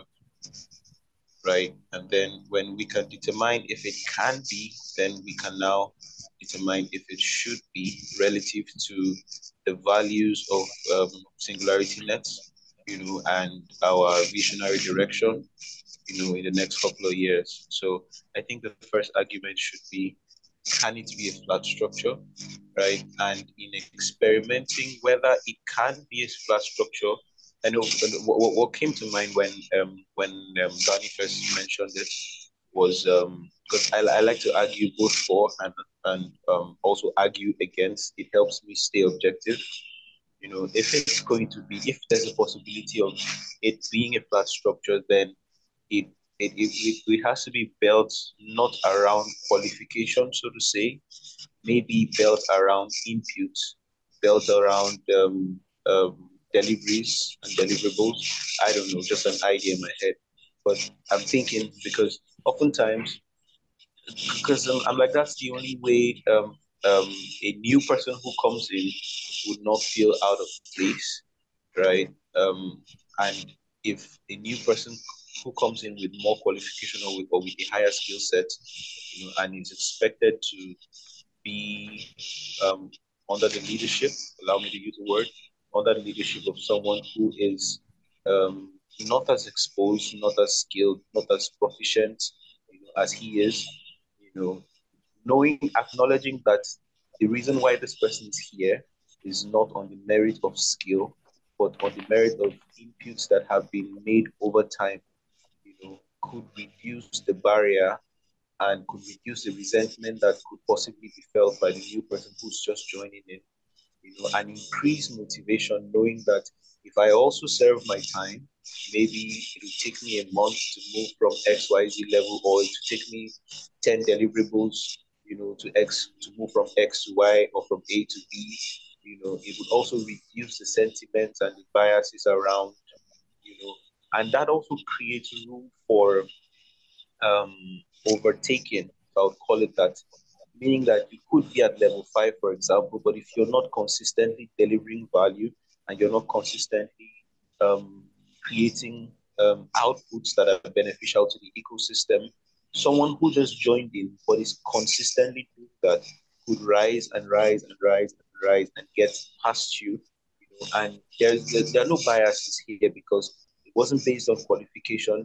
It wasn't based on we all just came here and we all adopted the values of the ecosystem and we gave in our best, we gave in our inputs, and the reputation we now have is the output of the inputs that we had already put in. Right? I don't know if this makes some sense. Makes a lot of sense. Very good points. And Vanessa's points on a flat system which eliminates judgmentalism, gatekeeping, eliminates morality like good or bad in terms of values. I think those are very good points. So somehow, to me, all these contributions are making me now see the picture. What we are looking for is something that maybe we can draw two axes. One side is what do we want to achieve, hierarchies, a tradition. On another side, what do we want to achieve, intrinsic satisfaction for each individual who joins the system. Then the more you have this, the more it becomes flat, but then the more also the system suffers. Because now if you've got a lot of people contributing where you disregard their history, achievements, their qualifications, then again, can you really predict the future? On the other hand, if we move up on this one, where we look at the traditions, things that have succeeded in the past, and then the less the individual satisfaction, because the individual now he has to reach level 10 in order for that person to gain that reputation. So what I'm seeing here is something that lies in between. So we look at this in between, where the traditions, everything are not paid attention, but at the same time, they are not disregarded. The individual satisfaction, which is a flat system where everyone competes equally, they achieve depending on what they can do. Somewhere in between. I think the answer lies in between. What I see, we are polarized. Some are coming here from, they believe in the military strategy of badges, which if you look at it, it works. Because if you look at the military personnel in terms of financial remuneration, it's pathetic versus they're putting on their life. But these guys are so motivated. They go into war, into trenches. They don't go back. But you look at financial, is it really worth going for it? It's not worth it for it. But they are really intrinsically motivated for that. But it is a hierarchical system. We go again onto a flat system where everyone who comes today or who will come tomorrow has equal opportunity compared to somebody who has spent maybe 2-3 years and is the architecture of the current system that has brought a lot of achievements to all of us here. Again, then we ask the question is, this flat system, how can we rely on it in the future if we disregard the past? We are homic human beings. Homic means we always either we look forward, believe in the unknown future, or we are always taking the future based on what has happened in the past. So we have got these two extreme people. Some say, no, no, no. The past has been oppressing us a lot, which is very true. Vanessa, you're right. 100% structures. Some people did not have an opportunity by birth of where they were born at to be academically or to be technically good. It's not their wanting, but they like this technology. So it comes back to say, do we disregard again these ones who are effective because they achieved a lot of skills that make us move forward? So all of you have got very, very, very, very good points, but sometimes some of these points are on extreme, let's say, polarity. That is what I see. Maybe the answer from what I see now, let's marry the two, the past and the achievements, tried and tested achievements. I am a person who has been also an educator for a long time. One thing that I can criticize, this one, I'm saying it very again. One thing I can criticize in the catalyst. Today, a community reviewer has got easy entrant. There is no history looked at, which makes us fall onto Vanessa's theory. To be a community reviewer, there is no one who even checks whether you have finished elementary school or even primary school. No one. You just go there and put in your review, your feeling. But again, there is no categorizing of the proposals to say, if you were not having a technical background, don't go for these proposals. They are just randomly given to people. So I can tell you, you will find some proposal landing in the hands of people who have not even completed elementary school, but they want to get that reward for proposal reviews. And they are reading something they can't even understand. So now, and then after that, you aggregate and you say, okay, this review got 4 out of 5. But it could happen that 50% of those community reviewers were not, let's say, having the basic needs to really understand these projects.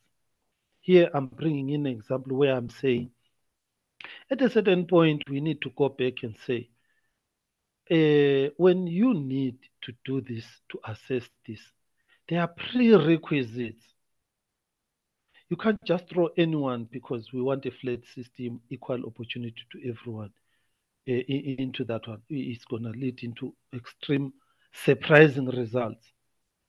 I can ask you, Vanessa, with the flat system where equality, whether you are new or old. Imagine in an army, we recruit anyone without looking at the history or background, and we give them equal opportunity to advance to the front line. What will happen? I can feel already that you are having fear. We can't take that risk. Why? Because this is a specialized area. So it's the same with our decentralized environment. On the community review level, on the catalyst, do we all just hand out these things, proposal to anyone? You join today, anyone. I can take 1,000 people from the street and tell them, go and review those things there, just the way you feel about it. Just sign up, put your email, then review. You are going to get 25 other times 30.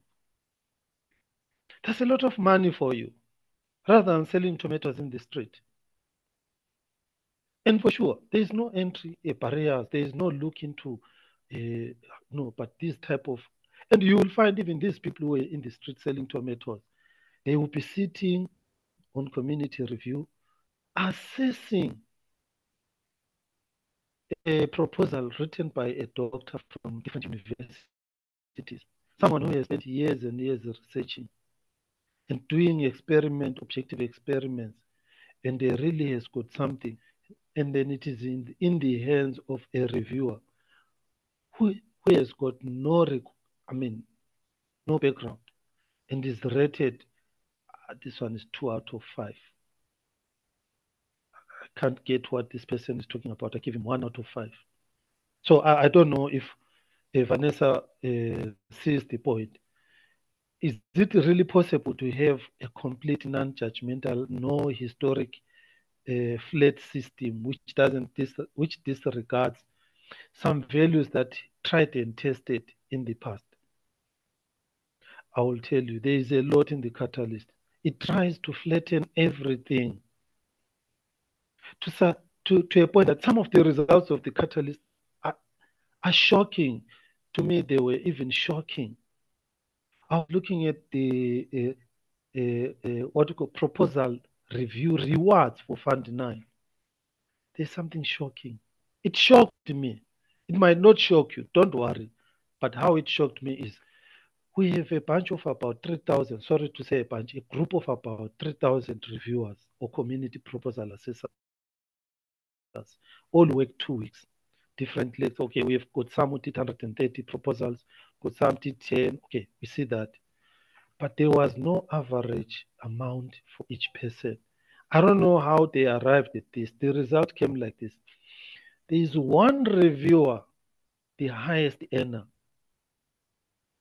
That person got, I converted that amount into South African rand to 1 million rand in 2 weeks. And I checked, did this guy do 1 million proposals? No. The person or the group did around 130 proposals. Then I said, okay, what about the one who did 120? Did that person also get something close to 1 million, something like 47,000 US dollars, 45, 47? No.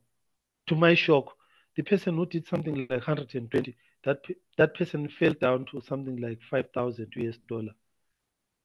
Then I was saying, okay, what type of quality did this 130 bring to award this pet 7? Over 45,000 US dollars. I couldn't even make sense out of it. Why? Because my background is the old education system where we know for this type of assessment, you need an academically qualified, you give it to them. For this one, you need somebody who is elementary qualified for that. So that is how my contribution is. Thank you very much. If you have got any questions, somehow I will be glad to answer them, but I don't want to be the only speaker. Thank you so much. I mean, I'd just say that I take your point, so I do, but I'm not sure that the community assessor system is a good example of a use case for a reputation system, because at this point, it's basically an onboarding process. The reviews are pretty much hidden in the voting app. Nobody really takes them that seriously, I don't think. We've got no idea whether anyone reads them. It's basically a way of bringing people into the ecosystem and making them a bit familiar, I think. I mean, certainly in the past, it had a huge amount of power. And if you didn't get a good CA review as it was then, you weren't going to get funded. But it ain't like that now, I don't think. This is actually such a thing I love to think about, because when I remember back in early days, like the CS and VCs, the lords of Catalyst, right? They were actually most dominant group of all, everyone. Like they controlled literally everything. And now, but literally nothing anymore, right? And that's interesting as well. Like when we spoke before about the reputation of a group, right?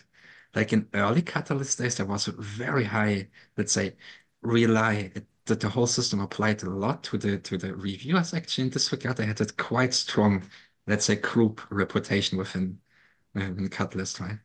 And today, it's like very much almost zero, actually, right? Where you say, wow. So this is a really good experience, actually, where you can see how a group reputation changed drastically from fully dominant into totally ghost entity, actually, in a really short time frame. I suppose also it raises, what is that reputation about? I mean, maybe what are they called now? Community reviewers. Maybe they still have a good reputation or a strong reputation as something that helps onboard people and helps bring them into the ecosystem to learn what it's all about. I don't know. It just occurred to me though, when Bernard, when you were talking, it kind of came to me like, is there space in a reputation system for somebody's own self-assessment of their own skills and abilities? Because unless you have actual DIDs in place, in the early stages of, you're talking about a situation where we want to know whether a community reviewer knows what they're talking about. Eventually, I guess reputation would build up and you get an idea whether somebody did. But at first, you're just going on what they say of themselves. I mean, we do have that thing now where you kind of tick a box at the start to say, yes, I think I can assess this category, this category, but no one checks. No, there's no way of knowing whether you tick a box to say I can assess education projects. We don't know if you really can. It's just your self-assessment. And maybe that's valid. And I'm just wondering if there is scope within a reputation system in general for it to include what you think of yourself. Or is that just solipsistic and mad? A great contribution, Vanessa. For me, I can only say let's draw a line to say whatever reputation, let's call it a decentralized reputation system we come up with. It must be, you know what, makes sense to a person in the street somehow. If it doesn't make sense to a person in the street, then definitely, even if it makes each person in that intrinsically happy, it doesn't make sense. It doesn't make sense to give a proposal to somebody who has not even gone through high school to review or to even cast an opinion about a technical proposal. Doesn't make sense. To be honest on this, actually, I'm not sure if I fully agree, because for me personally, I don't want to judge anybody. Say, oh, okay, you went to university, you went to college, you went to school. Like, I don't give a lot of shit as long when your contributions are great. Who the fuck let's say, should care about where you are coming from? I think maybe from this perspective also to say, in this regard, be fair and say, where you come from doesn't matter. Where you go to, this is where we want to come in. Right? And say, oh, okay, you come from a really poor or perfect background, doesn't matter. Everybody has the same options to go to, right? And the reputation system ideally is supporting this. This we I think I have an understanding of what Wims is trying to say. I think the whole high school, university thing is just an example. Um, and, and this is how I'm going to explain it. Right. In Catalyst Fund 11, I was part of Catalyst Fund 11, and I was also assigned some projects to review. And quite honestly, I went through some projects that I knew absolutely nothing about. You know, I read through the project and I knew nothing about it. But I was expected to give a review. Now, I do not know the impact of my review, right, on that project, on its viability, right? I don't know to what degree my review may help the project get funded or not. Now, on my end as an individual, I had to put the pressure on myself to study, to try to research, to understand. So it meant I had to learn about too many things within a short period of time, so I could give, you know, a righteous review on that. But most people or many people may not, you know,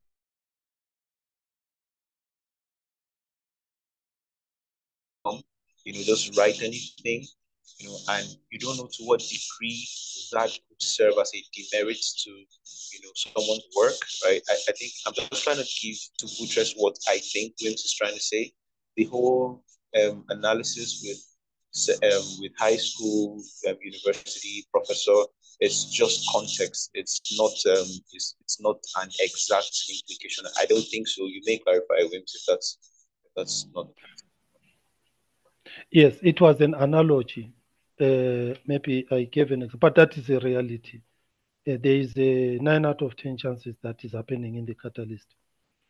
So what I want to ask, I really fully agree with Vanessa and Felix to say, let us not have a reputation where the past matters most.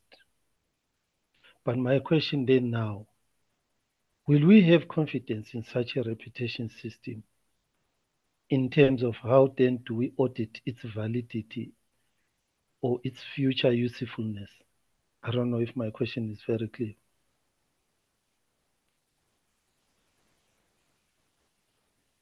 The question was, how can we build trust to the validation of contributions, right?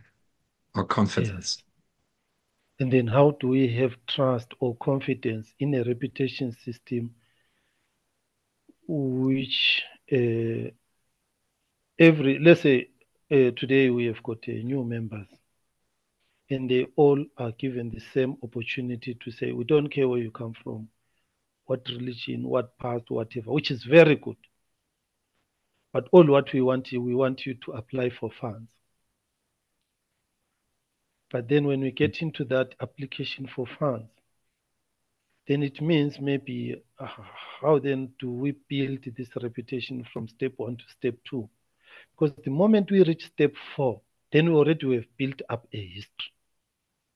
We have built up a past category, which in future definitely is going to use that for certain decisions. So in a way, we might find ourselves in a contradictory environment where we want to disregard this problem and bring equality. But then later on, we land into a situation whereby we don't even trust what we have. When things go wrong, I always say to people, sometimes it doesn't matter how or who does what. I say what matters most is who will take the responsibility when things go wrong. That is what I say. Say, okay, let's experiment. You believe in whatever extreme of this system. I believe this one or this one or this one. Okay, fine. Experiment. But what will matter most is when things go wrong out of such a thing, who will take responsibility?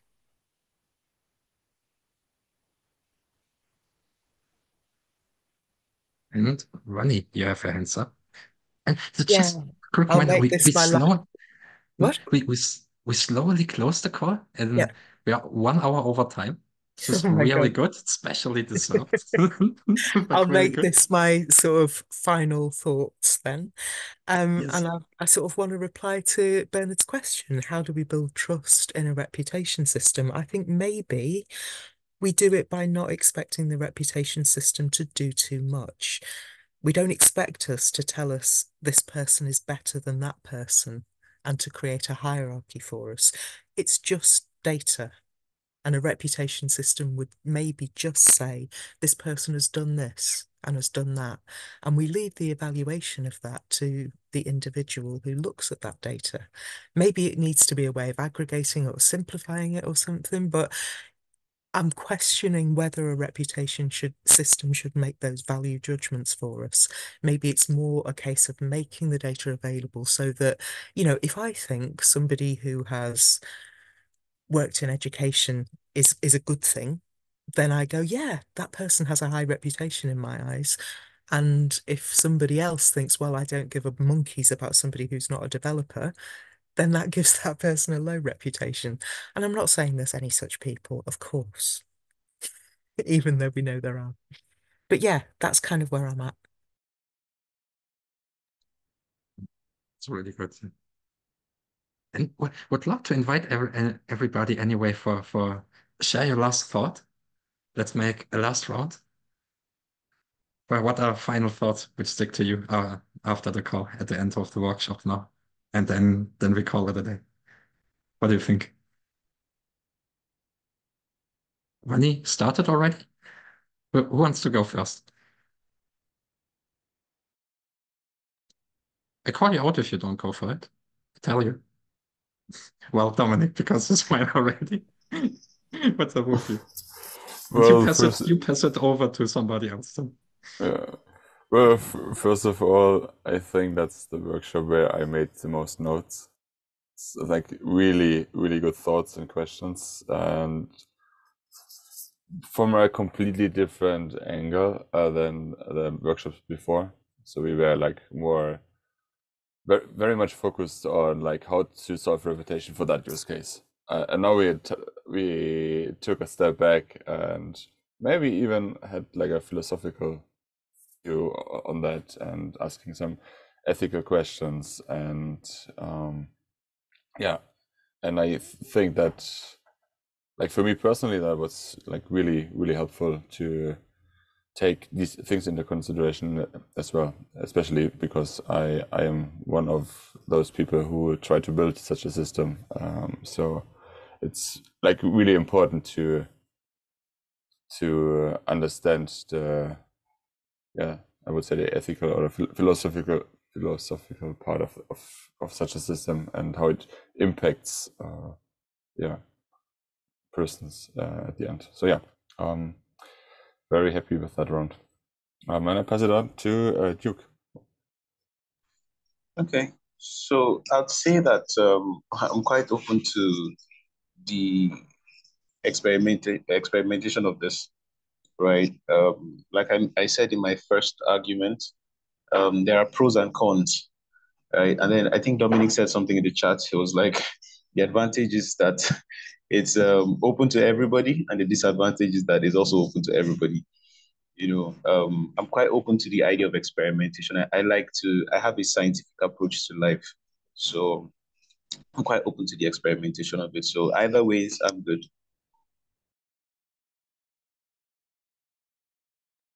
Don't you have to pass to somebody else, Duke? Oh, okay. So I'll pass it to Guillermo.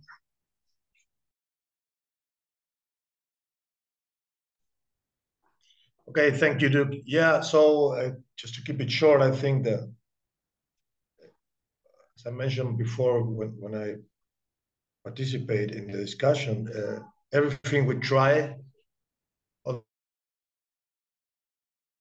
this direction is valid. As Dominic was mentioning, and Felix, failure it needs to be our first door. We shouldn't fear that. All the experiments that have been already going on are all substantial outputs. They give us data. On that we build. If we don't fear that, we're already out of the cave. We just find fire. We have all these things that are the result of collaboration and partnership through societies. We are just one other example of that. I do read from the discussion Winsworth mentioning and all the points that Duke and Vanni said, that it brings to the members that contribute and add value, when they feel they are have in consideration and being rewarded, they are motivated, and they motivate others.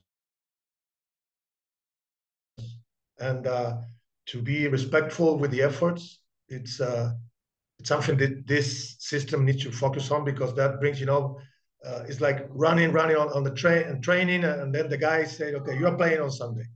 And that's that comes with a smile that brings you to get more involved and to work more towards the community. So how you say that this is a system that can show that show and put the people that really effort themselves to pick something, to have something in reward, and we don't miss on that. It's gonna work, because they will engage other people, and they say, okay, I got this, I did this, and it's all about effort, and so then you will incorporate the data, the knowledge through experience. So the people that doesn't have the skills, they will get skilled, they will skill them up, and they'll learn how to, with all these tools and with help with others, and people helping others should be rewarded. People, so and that way we will get as flat and the archetype, without hierarchies. But still, you need teachers. Still, so we are working towards finding that balance. So every effort you guys do on that, we will end up figuring it out. Awesome. Last one then. Wims, what are your last thoughts on the call? It triggered, let me say, it triggered me into something that I enjoyed it very well, very well. All your contributions, your points have triggered, let me say, me from my dogmatic slumber. So now I need to go back and read more. If you have got links or a certain book published, I'm really send it to me. I don't mind if you put me on a 1 day, full day, where we go through this into this, because it has triggered a lot of thoughts into me. It's very interesting, awesome. Maybe it's because we are few. Maybe when we were men, we're not going to have this deep thinking. We have got assumptions. That is where we are because of our different assumptions. One assumption is don't judge anybody. Then when you say don't judge anybody, the assumption is, okay, everyone has got the ability to think equally or with the same equal capacity. The opposite is, no, people, although they are rational, they are not of equal thinking capacity. So there are a lot of assumptions that are behind all this.